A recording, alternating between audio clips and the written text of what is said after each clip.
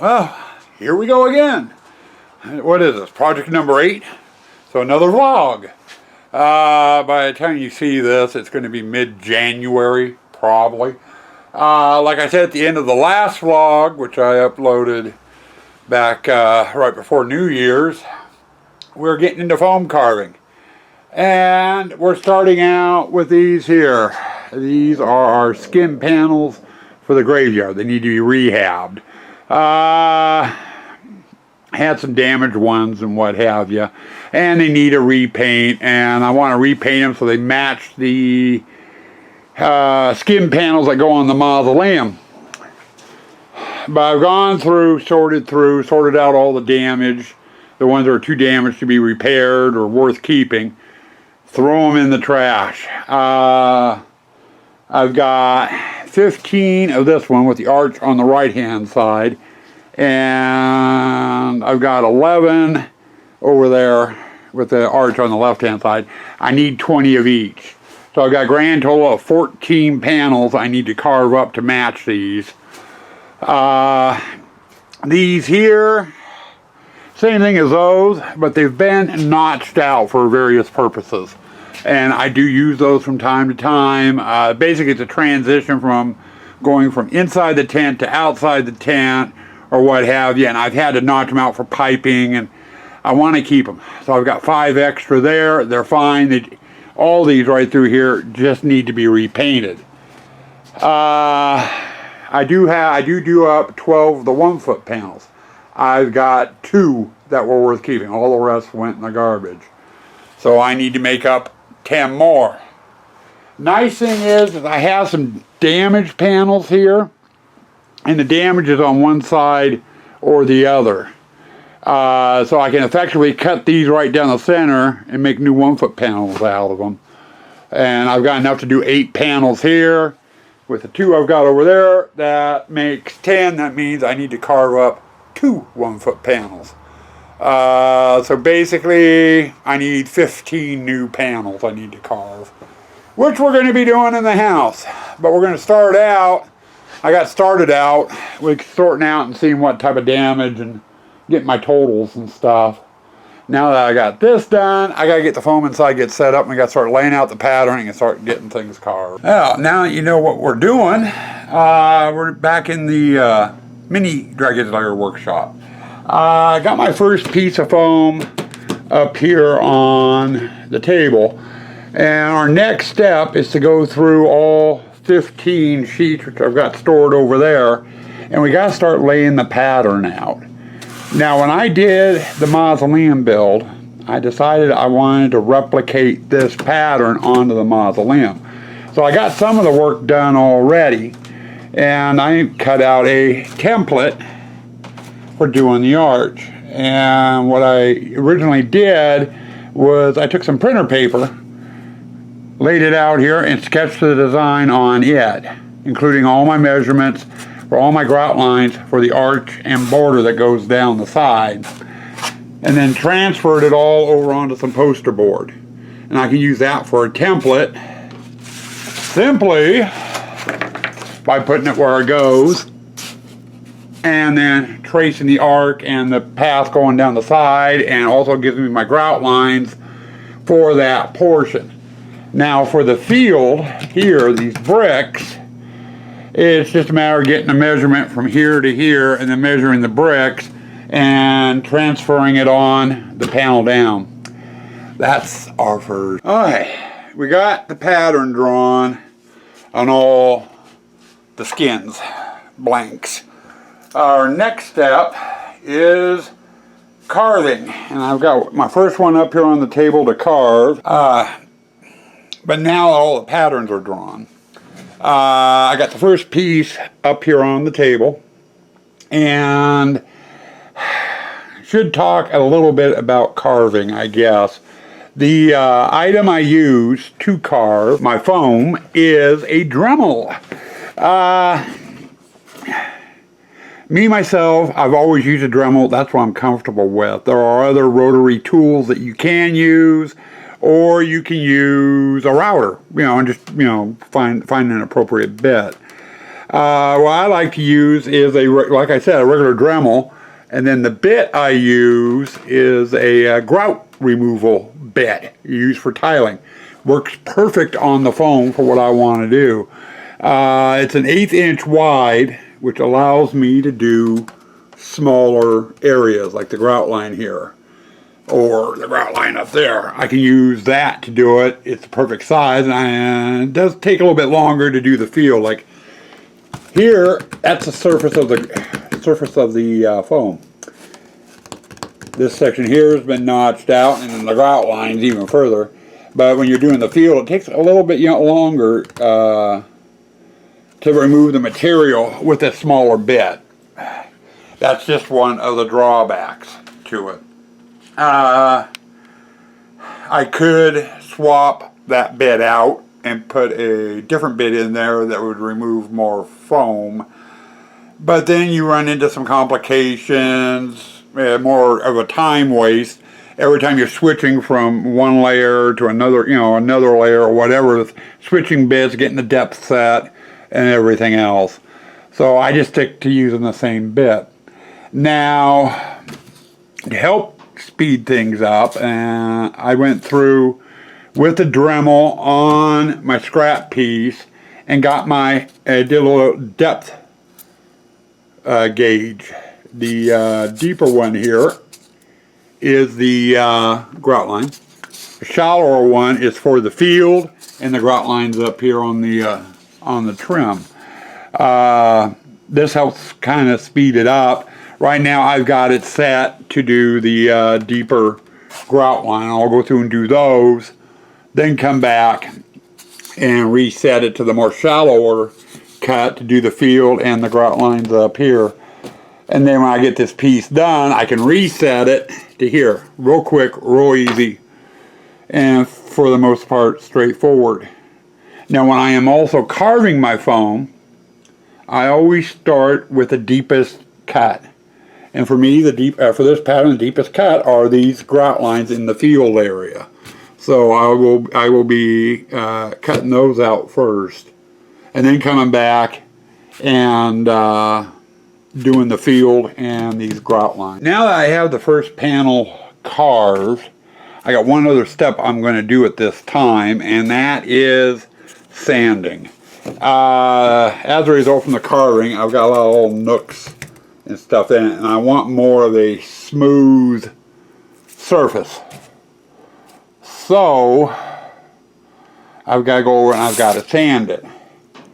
Also, I am going to go over and sand the raised portion here, the surface, to give it a little bit more rougher texture. One thing I have found over the years, if you don't do anything with the surface of the foam, the paint has trouble sticking and will come off in splotches.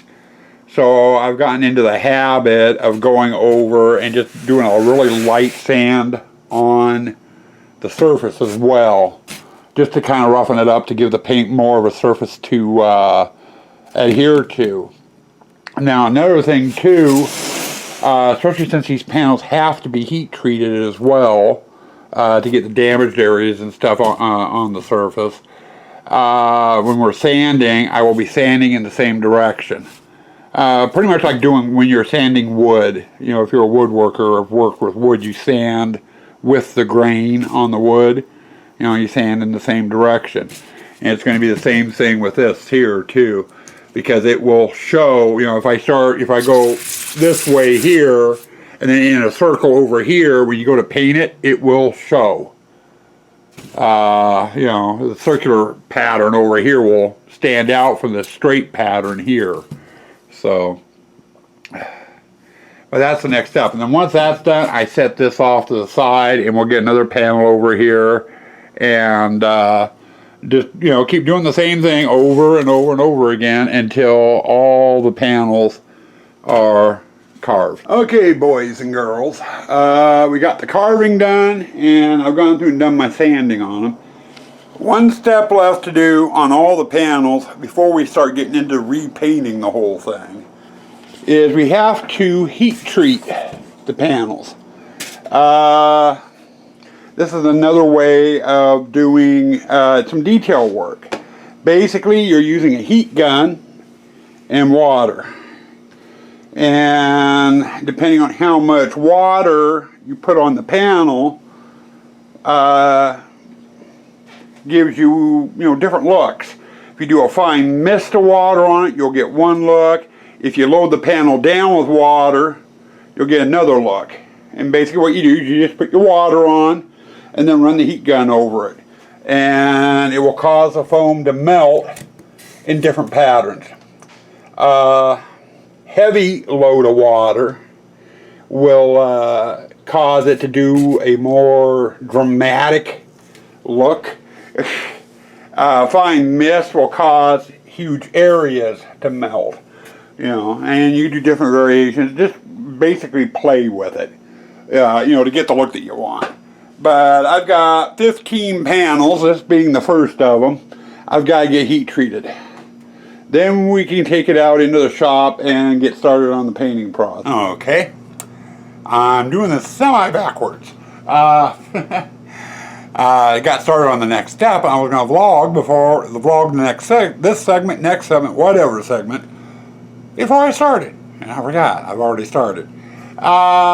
We got the carving, the sanding, and all the heat treating done on all the panels that needed it. And I did do one step. You notice that the panels are looking kind of white right now, including this one. I took them out in the shop and I sprayed a primer coat of white latex on the panels. I do the primer coat for two reasons. One, when I'm rehabbing the panels, I want to cover up the original coloring I had on the panels, because it can and will bleed through on the new colors, which means you have to put multiple coats of the new color on. The white paint helps prevent that. On new panels, kind of the same thing, but it's the pink on the foam, the coloring of the foam that bleeds through, and it just ends up being a heck of a lot more work. So I just give everything a primer coat of white. Now the white paint I use, it's a latex paint. I get down at Home Depot and I get the cheapest brand that they got, and I get in a 5-gallon bucket. I'm buying 5 gallons at a shot. Runs me about $40. And that 5-gallon bucket will do quite a few panels. Because I water it down a bit too. I don't need it on the boards nice and thick, so, you can see here, some of the coloring is bleeding through from the last color I had on the panel. But what we're doing now is airbrushing. I'm doing the black. The black is going to be in the grout line, so I'm going over and I'll go over all the panels, get all the grout lines done. Then we're going to switch over to that color green there, and we're going to come back through and do all the damaged areas on the panels. And just now working our way through. Well, as you can see from my backdrop, I'm out in the main shop. The rest of the work on these panels are going to take place out here. And as you can see, they look like a mess. I've got the black grout lines done. I've got the green done on them. Now I've got two more colors I need to put on. I have a dark gray, which will go over the outside edge here on the raised portion, and a light gray. Once I get those on, I'll clean up the panels and they won't look so messy.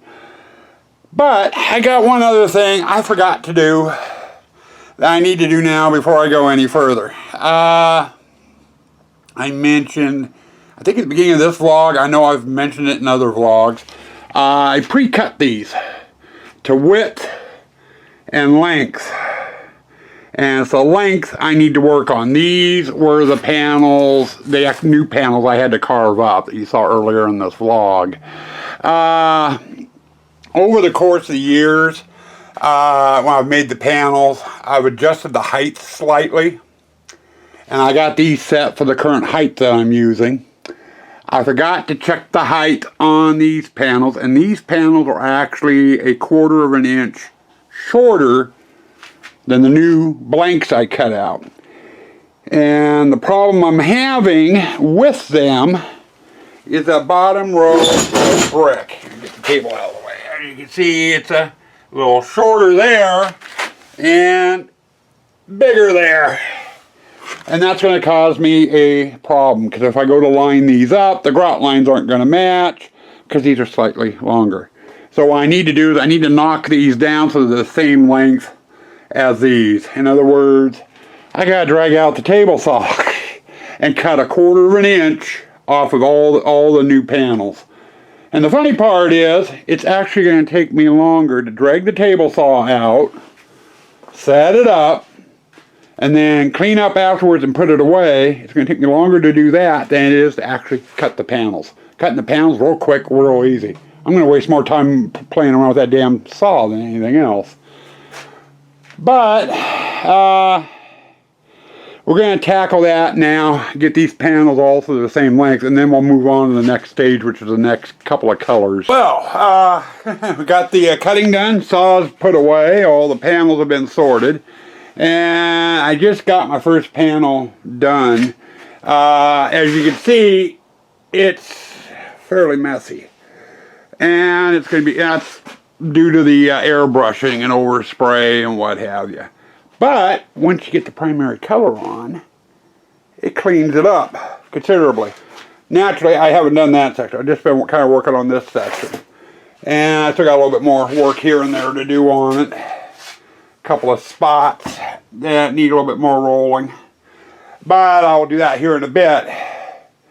Now, we started out with paint spraying, and we sprayed the white primer coat on. Then I switched over to my airbrush, and we got the grout lines done as well as the green done. Now, the next phase, I used to hand brush the panels, and God, it took forever. So I went down, took a tip from Chris and Gina, Hollywood Haunters, and started buying these sponge rollers. You give them packs of 4, but they're just a simple sponge roller. And they work great for this. As long as you're not pressing hard, they'll just coat the surface. They won't go down into other colors. They work great. So now I'm basically rolling. I got the dark gray I'm going to be doing on all the panels, and then I got to come back through and do the light gray. And that is what we are working on now. Well, we've got a cleaner mess now. So far, we've sprayed, we've airbrushed, and we've rolled paint. Now we're on to the last step, which will clean it up and finish it off. If you notice here, I got some white showing still. I didn't roll it right up the edge. I'm going to have to cut that in via brush. And then I got spots like that are showing scattered throughout the dark gray and on the light gray that need to be touched up. And I need to get in here and kind of clean up the green in the damaged areas. All of that has to be done by brush. Now, as the timeline, the black in the grout lines and the green in the damaged areas took about 3 days to do. I got all the black done in 1 day, and it took about 1.5 to 2 days to do the green. The rolling, I did the dark gray 1 day, the light gray the next day. The brush work, it's going to take about a week, maybe a bit longer.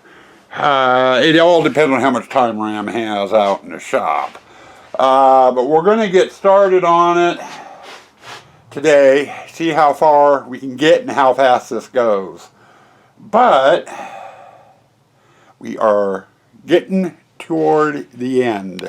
Finally. Well, we are at the end. Finally. It's still January. Almost the end of the month. It's like the 23rd or something like that. In fact, let's get the exact date here so we have it. It's the 25th. January 25th. So I did get these done in time.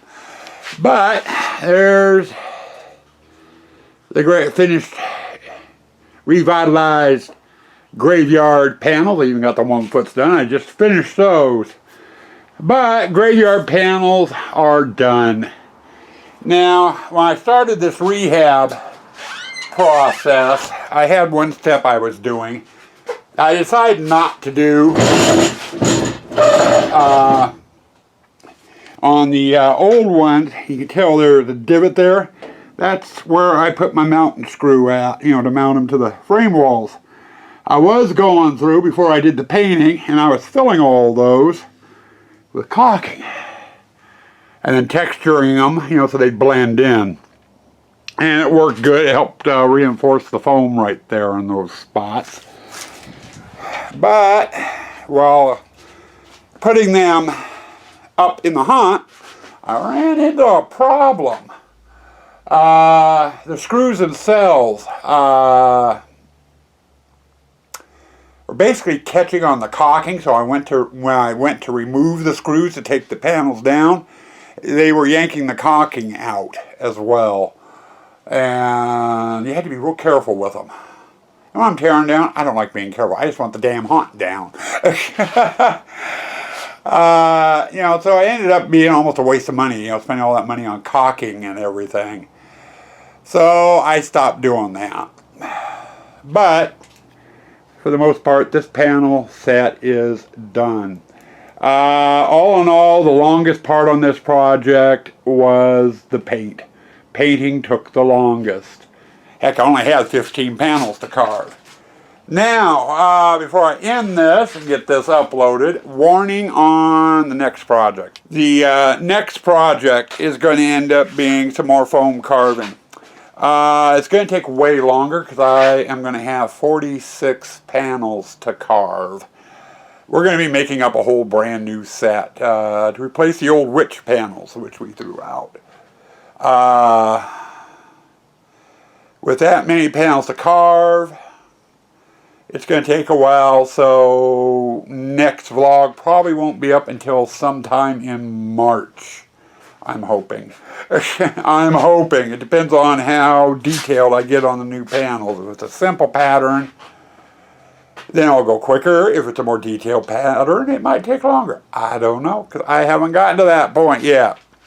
So be expecting the next vlog up sometime in March. Or I might end up breaking it into 2 parts, and you might get part 1 in February and part 2 in March. I don't know. We're going to have to kind of wait and see. See how long the project takes, see how things go, what have you. But with that, I'm going to bring this to a close. We'll see you in March, maybe? Stay spooky. Stay dark.